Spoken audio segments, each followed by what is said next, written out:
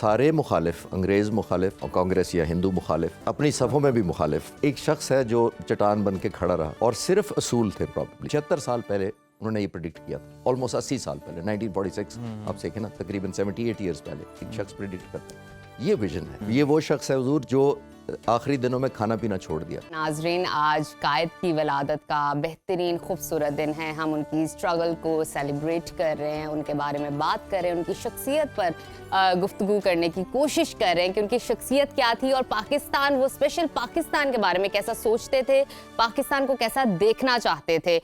جس پاکستان کا شاعر مشرق علامہ محمد اقبال نے خواب دیکھا تھا اور قائد اعظم محمد علی جناح نے اس کو حقیقت میں بدلا تھا، جو آج کا پاکستان ہے.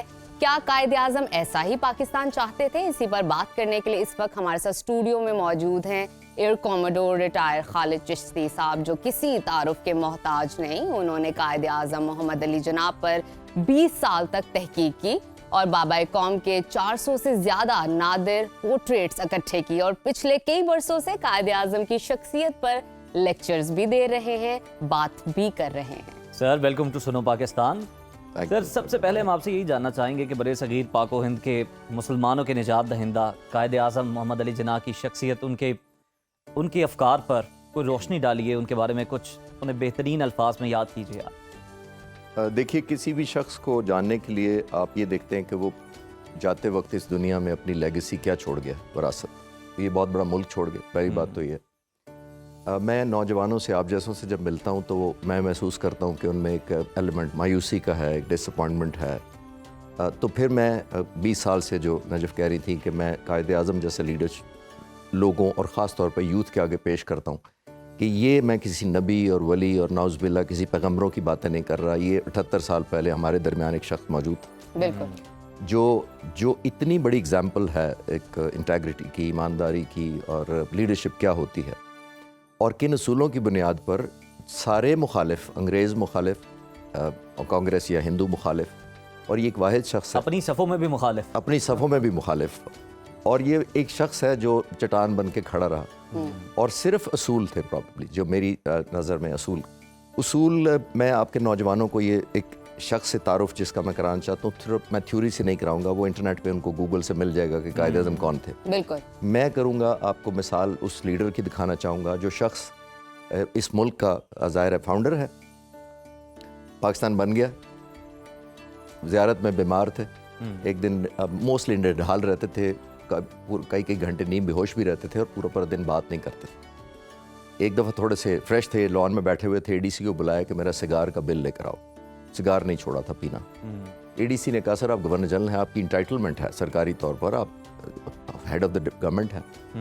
انہوں نے آپ کے تو بل پے ہو چکے ہیں کیونکہ آپ کی طبیعت اتنے دنوں سے خراب تھی. تو کہتے ہیں سارے بل لے کر آؤ جو پے ہو چکے ہیں.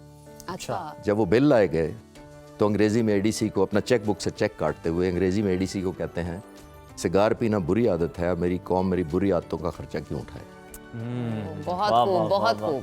اور ادھر تو جناب کیمپ آفیسز قائم کیے جاتے ہیں فنڈ سے، کیا کیا للے تللے نہیں ہوتے.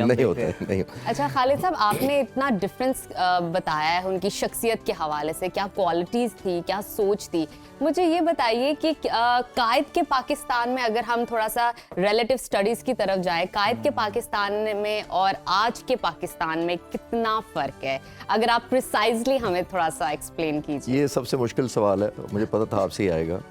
اور میں یہ عرض کرتے چلوں کہ میں کچھ عرصہ پہلے 6-7 سال پہلے میں ایک چینل پہ انوائٹڈ تھا. بڑی مشہور اینکر تھیں، میں نام نہیں لینا چاہتا، لیکن انہوں نے مجھے کہا کہ ہم 1 گھنٹے پہ قائد اعظم کا پروگرام کریں گے 1 on 1 اور 45 منٹس جو ہیں، جو آپ کے 3 سیگمنٹ ٹائپ ہوتے ہیں 4 میں سے، تو وہ قائد اعظم پہ بات کریں گے. ٹھیک ہے. اور جو آخری ہے وہ قائد اعظم کو کمپیئر کریں گے اس وقت کی 7-8 سال پہلے کی لیڈرشپ سے. بالکل ٹھیک. میں نے کہا جی وہ میں نہیں کر سکتا. اچھا. انہوں نے کہا جی کیوں؟ میں نے کہا کوئی کمپیریزن ہی کوئی نہیں تھا. آپ 1 سینٹی میٹر کو 1 کلومیٹر سے کہیں کہ مقابلہ کرو اس شخص کو. مثال دی آپ نے. تو میں حضور میں یہ عرض کرتا چلوں، اب آج کی میں لیڈرشپ کو، لوگوں کو مایوس نہیں کرنا چاہتا لیڈرشپ سے، لیکن میں کم از کم یہ تو دکھا سکتا ہوں کہ یہ ایک شخص ہمارا ہی تھا، ہم میں سے ہی تھا. ہم حکومتوں میں آتے کس لیے ہیں؟ پاور کے لیے، گلوریفیکیشن کے لیے، پریویلیجز کے لیے آتے ہیں. یہ وہ شخص تھا جس کا بھائی احمد علی جناح، یہ اے ڈی سی ہیں ان کے، کیپٹن گل حسن، ان کی کتاب میں لکھا ہوا ہے وہ کہتے ہیں جو آرمی چیف بنے بعد میں، اور وہ کہتے ہیں کہ میں اپنے دفتر میں بیٹھا تھا، ایک شخص آیا اور اس نے آ کے اپنا تعارف کرایا، اپنا کارڈ دیا، اس کے اوپر لکھا تھا Ahmad Ali Jinnah, brother of Quaid Azam, governor general of Pakistan, یہ کارڈ پہ لکھا ہوا تھا. تو میں نے پوچھا کون ہے، انہوں نے کہا میں بھائی ہوں، کارڈ پہ لکھا بھی ہوا ہے اور بھائی کو کارڈ دے دو. اس نے کہا آپ نے بھائی سے اپوائنٹمنٹ لی تھی؟ انہوں نے کہا اپوائنٹمنٹ تو نہیں لی تھی لیکن کارڈ دے دو کہ بلا لیں گے. اے ڈی سی اندر چلے گئے اور قائد اعظم کو جا کے کارڈ دکھایا، انہوں نے پڑھا کہ بھائی آیا. انہوں نے کہا بھائی نے، حقیقی بھائی تھا، تو انہوں نے کہا میرا ٹائم لیا تھا بھائی نے؟ انہوں نے کہا نہیں ٹائم نہیں لیا تھا. ریڈ پین پکڑا اور جو سیکنڈ لائن تھی نا جس کے اوپر لکھا ہوتا brother of Quaid Azam governor general of Pakistan, اس کو کاٹا. اچھا. اور اے ڈی سی کو کہتے ہیں اس کو یہ کارڈ واپس دے دو اور کہو کہ نیا کارڈ بنوائے تو شاید مل لوں. واہ واہ واہ. مطلب رولز اینڈ مطلب ریگولیشن جو سب اتنے کے اصول لیے عام پسند ہیں. تھے اور اپنے بھائی کو یہ نہیں چاہتے تھے کہ کو. میرا نام گورنر جنرل کا اپنے کارڈ پہ کیوں لکھوائے. اسی صاحب میرا خیال ہے یہ واقعات بڑے کم لوگوں کو پتا ہے جو آپ معلومات میں اضافہ کر رہے ہیں. ہمارا جب منسٹر اس سے پتہ چلتا ہے کہ وہ کتنے اپنے اصولوں پہ ڈٹ کے کھڑے ہوتے ہیں. ہمارا منسٹر ہوتا ہے وہ 10 گاڑیوں پہ پلیٹیں ایم پی ایم این اے لگواتا ہے، 50 گاڑیوں پہ لگواتا ہے. تو وہ اپنے بھائی کا وزٹنگ کارڈ کہتے ہیں اس کو نیا بنوائے. یہ وہ شخص ہے حضور جو آخری دنوں میں کھانا پینا چھوڑ دیا. زیارت میں تھے اور اس دوران فاطمہ جناح کو فکر ہوئی اور ڈاکٹروں نے فاطمہ جناح سے کہا کہ ان کی صحت کی وجہ سے ان کی زندگی کو زیادہ خطرہ ہے اور کھا نہیں رہے کیونکہ بیماری کی نسبت صحت سے زیادہ خطرہ ہے، تو کچھ کھلائیں، دوائیاں بھی اثر نہیں کر رہی. تو فاطمہ جناح کو یاد آیا، انہیں اے ڈی سی سے مشورہ کیا کہ یہاں لاہور میں جب تشریف لاتے ہیں قائد اعظم تو یہاں ممدوٹ ہاؤس میں ایک باورچی ہے فلاں فلاں ان کو پسند ہے. تو اے ڈی سی نے کہا کیوں نہ ہم اس کو بغیر پوچھے قائد اعظم کے، پوچھا تو اجازت نہیں دیں گے اس کو وہاں بلانے کی. تو اس کو جہاز کا ٹکٹ دے کے کوئٹہ بلایا گیا، زیارت پہنچایا گیا. اور فاطمہ جناح نے کہا کہ جو سب سے اچھا تم کھانا قائد اعظم کے لیے بناتے تھے، جو ان کا فیوریٹ ہے وہ بناؤ. بنایا، بہن کھانا اندر لے گئی، ضد کی بھائی کو کہ بہت دنوں بعد آپ نے کھانا نہیں، آپ سے کہا چکھ لیں. جب چکھا تو خوشگوار حیرت ہوئی بہن کو کہ پیٹ بھر کے قائد نے کھانا کھا لیا.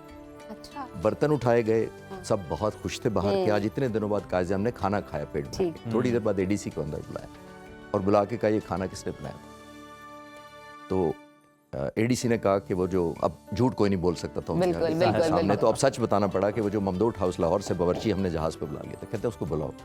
اس کو بلایا، اپنی ذاتی چیک بک سے اس کا ریٹرن ٹکٹ کا خرچہ لکھ کے انگریزی میں کہتے ہیں اس کو واپس بھیج دو، یہ ایک غریب قوم ہے، میرے منہ کے ذائقے کے لیے اس عیاشی کی متحمل نہیں ہو سکتی. واہ کیا کمال جملہ، کیا بات ہے، کیا کیا کمال بات جملہ ہے، کیا سوچ ہے، یقین کیا مانیے کردار ہے. سب رونگٹے کھڑے ہو گئے. اور ادھر مطلب آپ نے جو بات کی کہ انہوں نے اپنے بھائی کے لیے کارڈ پہ وہ کٹوایا کہ یہ میرا بھائی ہے، کہ میرا تعارف جو ہے نا وہ اس کے ساتھ نہیں ہونا چاہیے. ایگزیکٹلی. اور ساتھ ہی ہم یہاں دیکھتے ہیں کہ یہاں پہ تو جناب کوئی ہلکے کا ایم این اے، ایم پی اے، تو اس کے جو کوئی سپورٹر بھی ہے نا تو وہ بھی ایم پی اے کی، ایم این اے کی پلیٹ لگا کے پھر رہتے ہیں جناب گاڑیوں پہ، قانون سے بالا سمجھ رہے ہوتے ہیں.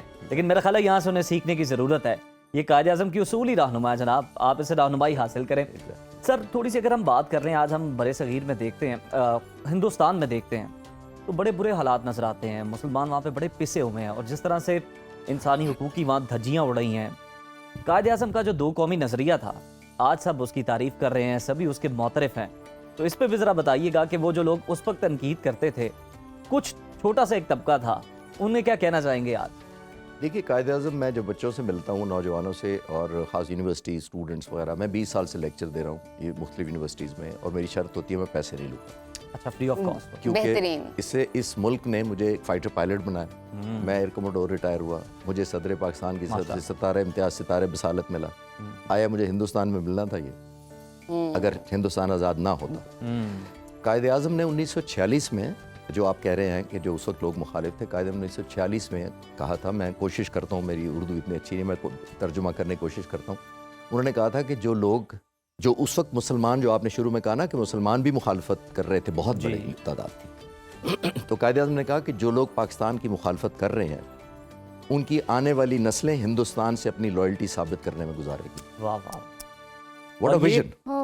سوری آپ کو انٹرپٹ کر رہا ہوں، یہ حقیقت ہے کہ وہ نام وہاں پہ انہوں نے بدلے ہوئے ہیں، نک نیم رکھے ہوئے ہیں. اور ان کے جہاں پہ مسلمان کمیونٹی بستی ہے وہاں پہ آپ حالات تو دیکھیں جا کے، پانی وہاں میسر نہیں ہے، سڑکیں نہیں بنی ہوئی. Sir this is what I am seeing کہ جی آپ دیکھیے ویژن دیکھیے اس شخص کی کہ اتنا دور تک سوچتے تھے، اور آج وہی ثابت نہیں ہو رہا.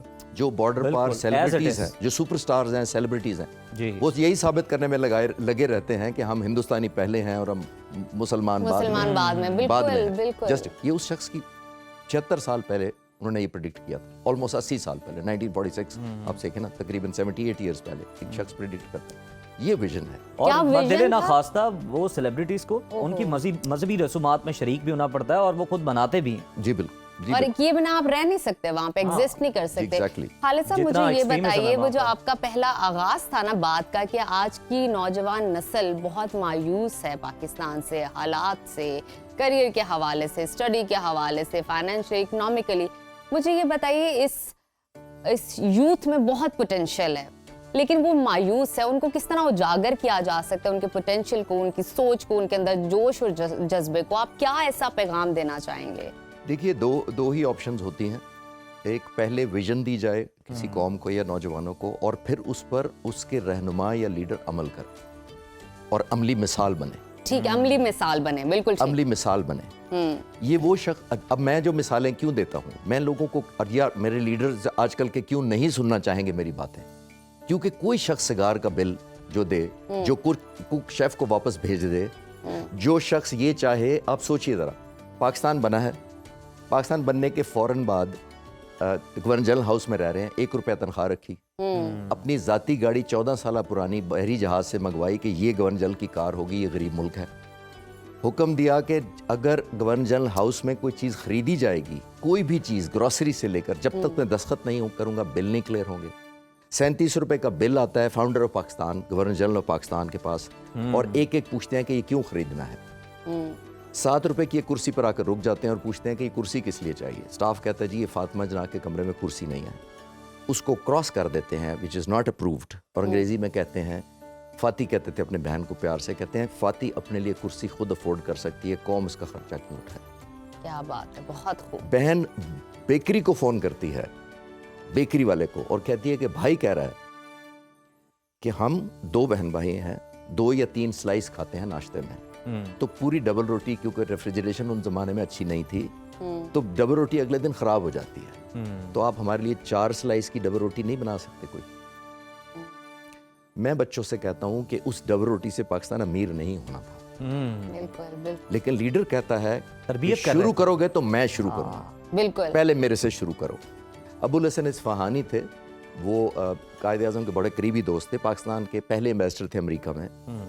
पाकिस्तान बनने के 14 दिन बाद 28 अगस्त 1947 को कायद आज़म से मिलने आए गवर्नर जनरल हाउस में। कहते हैं हमारी, वो अपनी किताब में लिखते हैं, वो कहते हैं कि मैं 9 बज गए रात के और मीटिंग ख़त्म हुई मेरी उनसे, तो वो उठे तो पहले कमरे की लाइट ऑफ की, फिर गली से बरामदे से गुजर रहे हैं तो लाइटें ऑफ करते जा रहे हैं। तो मैं दोस्त भी था, तो कहते हैं, मैं अपनी किताब में लिखता है कि मैंने हिम्मत की कायद आज़म से कहें कि सर ये गवर्नर जनरल हाउस है, इसकी लाइटें तो जलती रहनी चाहिए। तो कायद आज़म ने कहा इसीलिए तो बंद कर रहा हूँ, ये गवर्नर जनरल हाउस है और ये लाइटें लोगों के पैसों से जल रही हैं, मैं सीढ़ियों पे खड़ा इंतजार कर रहा हूँ, जब तुम नीचे चले जाओगे तो ये लाइट्स ऑफ करके जाऊँगा। आया उस बिजली से पाकिस्तान अमीर होता है।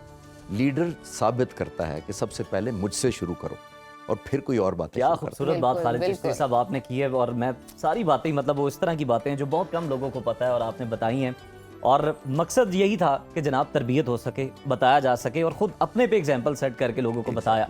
बहुत शुक्रिया सर आपकी आमद का। Thank you.